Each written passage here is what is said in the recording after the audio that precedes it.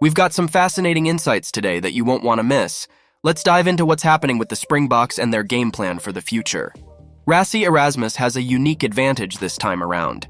As he steps into his role as director of rugby, he's got 4 full years to prepare for the next World Cup in Australia. That's a luxury he and former head coach Jacques Nienaber didn't have in the last cycle, which was just 3 years.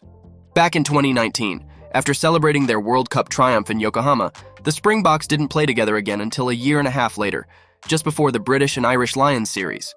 This long gap, thanks to the pandemic, meant they had to stick to their tried-and-true methods from Japan to secure victory in the COVID-impacted Lions series of 2021. Critics, especially from overseas, slammed their approach as too conservative and anti-rugby.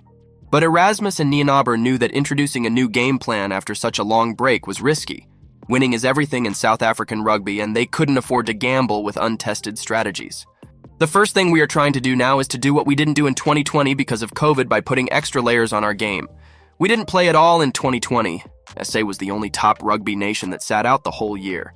Then obviously after that, we went straight into a British and Irish Lions series, Erasmus explained. The disrupted schedule in 2020 forced them to throw many new players into matchday squads in 2022, just a year before the World Cup.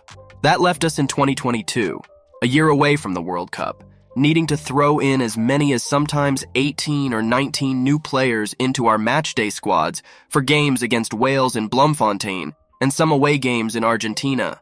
It wasn't ideal, but it was necessary. Sometimes we lost those matches, which was not ideal, Erasmus admitted. Erasmus faced similar challenges when he first became Bok coach in 2018, just 18 months before the World Cup in Japan.